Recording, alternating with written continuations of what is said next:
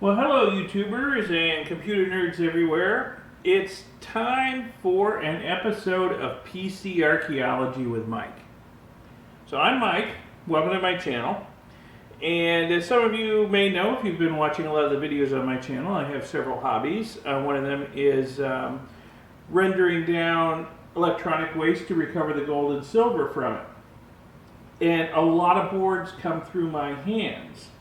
But not every board that passes through my hands immediately gets rendered down for its gold and silver. Every once in a while I'll find an interesting board and set it aside and have a look at it.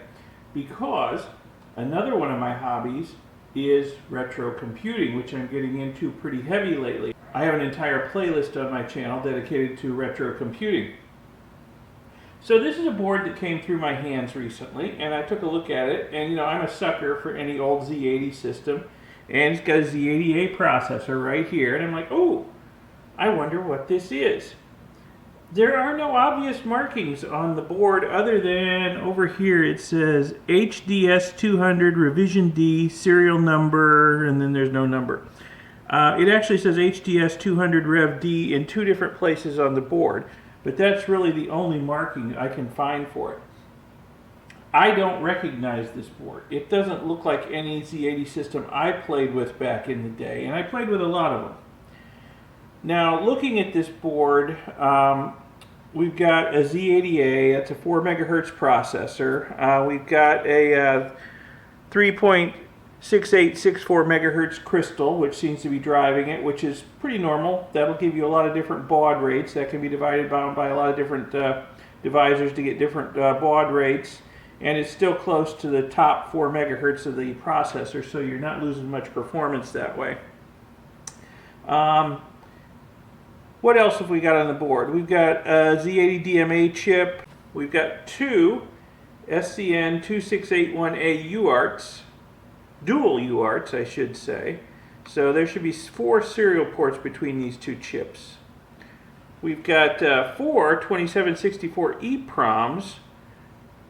So that adds up to 32K, 8K by 8 on each. Now for RAM memory, we've only got two 2016s, so that's only 2K by 8 each, so 4K.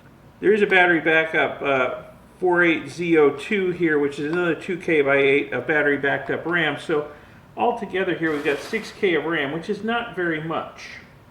So that was leading me to believe that this is not really a general purpose computer. This is maybe some kind of video terminal is what I'm thinking, because we've got a lot of ROM, not much RAM. And we've got a lot of interconnects here. We've got 3 D25 connectors over here, 2 male and 1 female, and we've got 2 of these telephone jack style connectors over here.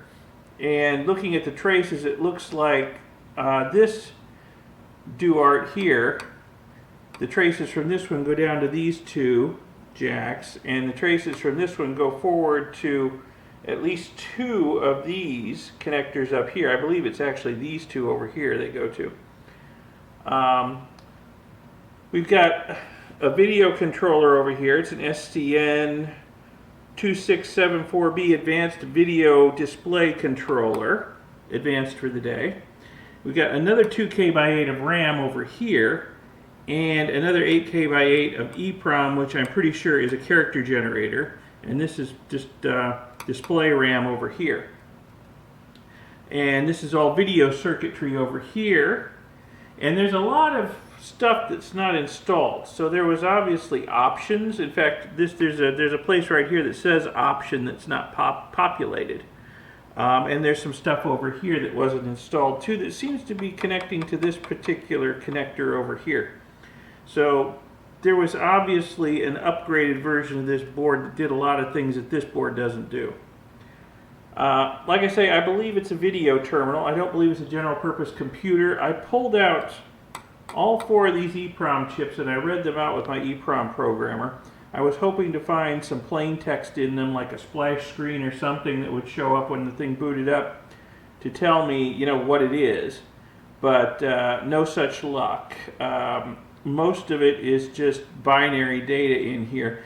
I did find a few plain text areas. They seem to be like prompts, and they seem to be mostly related to changing terminal emulation modes, changing video modes, changing cursor modes, that kind of thing, which really leads me to believe that, yeah, this was a board for a video terminal, not a computer.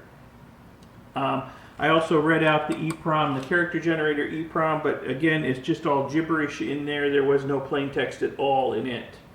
I also pulled out the battery backed up RAM, even though it's, you know, the spec sheet says it's good for 11 years. I'm sure that this is way past its use by date. And sure enough, it looks like the battery has given up the ghost and the RAM doesn't have any useful data in it. So I don't know what this came from. I would be really interested to know if there's somebody out there in the audience who looks at this and says, oh yeah, that came out of a such and such terminal. I know it's not like from a VT100 or an H19 or a few other terminals that I know what the innards look like. So, but this one is kind of confounding me. I have no idea what it's from. What I would really like to know is, you know, what manufacturer it is, what model number it is.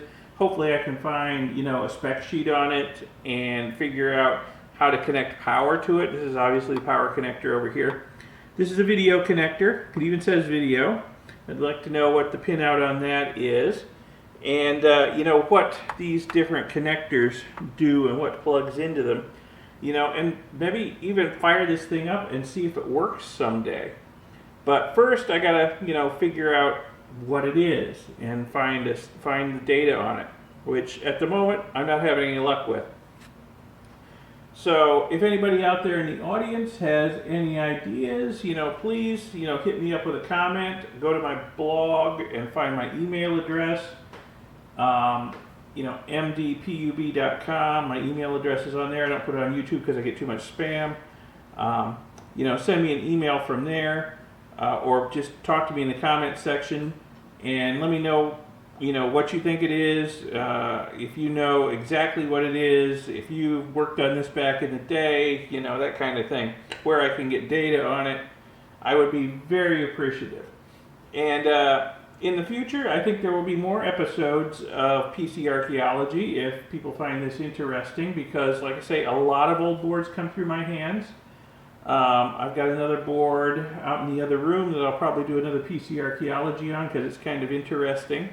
And I'm sure there will be others in the future that will come through my hands. So I hope you found this interesting. If so, give the video a thumbs up, give it a like, and subscribe to see those future videos which will be coming, and press the little bell icon that YouTube makes you press so you get notified when future videos come out. And thanks a lot for watching. Have a good day. Bye.